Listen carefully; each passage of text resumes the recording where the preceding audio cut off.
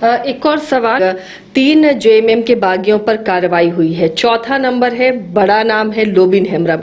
अब उन पर भी कार्रवाई का इंतजार, क्योंकि पार्टी लगातार अपने गठबंधन में सब कुछ ठीक रहे, गठबंधन धर्म का पालन करते हुए ऐसे बागियों पर कार्रवाई कर रही है। तो लोबिन पर कब?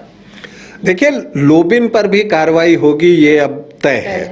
चूंकि जिस तरह से बसंत कुमार लोंगा, चमरा लिंडा और अब जेपी वर्मा पर कार्रवाई हुई है, तो ये तय है कि लोबिन हेम्ब्रम पर भी जेएमएम कार्रवाई करेगा। लेकिन कब करेगा, ये भी एक बड़ा सवाल है। तो देखिए, जो पहले फेज के जो 2 बागी कैंडिडेट थे, खूंटी से बसंत कुमार लोंगा और लोहरदगा से चमरा लिंडा, तो पहले इन पर कार्रवाई की गई। इसलिए आपने देखा कि पहले बसंत कुमार लोंगा को निष्कासित किया गया और फिर बाद में जो है वो चमरा लिंडा को जो है वो निलंबित किया गया।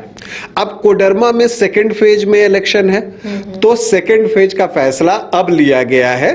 तो जो 20 मई को कोडरमा में चुनाव होने वाले हैं, तो इसीलिए अब जाकर चूंकि 11 तारीख जो है 11 मई हो गया, तो सेकंड फेज के बारे में जो है वो फैसला लिया गया है कि चलिए अब जो है जेपी वर्मा पर कार्रवाई हुई और जेएमएम ने उन्हें भी निलंबित कर दिया। अब जहां तक लोबिन हेम्ब्रम का सवाल है, देखिए उनका कद ऊंचा है, अभी विधायक भी हैं, उनके पास एक जनाधार है, इसलिए निष्कासन जैसी कोई चीज की जाएगी या उस तरह का कोई फैसला आएगा, इसमें मुझे बहुत संदेह दिखता है। उनका भी निलंबन ही होगा, ये मानकर चलिए। और मुझे लगता है कि चूंकि वहां चौथे चरण में चुनाव है और जो नाम वापसी की तारीख है वो 17 मई है, तो 17 मई तक तो जेएमएम इंतजार करेगा, इसकी संभावना है। क्योंकि इस प्रत्याशा में कि शायद वो अपना नाम वापस ले लें, अभी समझाने बुझाने का काम चलता है, मान मनोवल होती है कि आप मान जाएं, तो अब ये सारी चीजें चल रही होंगी पर्दे के पीछे।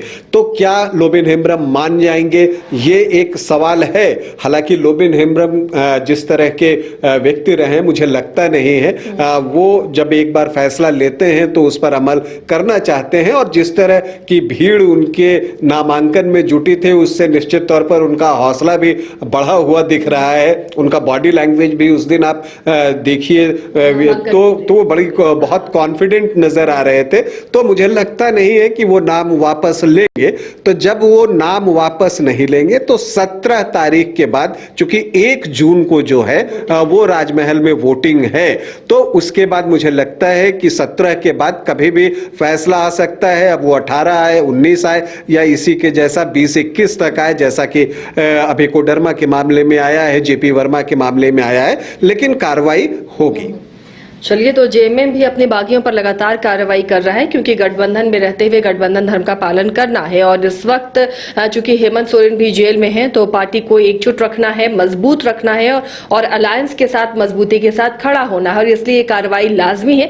तो एक एक कर 3 लोगों पर जेएमएम ने कार्रवाई की है, 3 बागियों पर। अब इंतजार लोबिन का हो रहा है। फिलहाल इतना ही, लेकिन देखते रहिए न्यूज़ 22 को।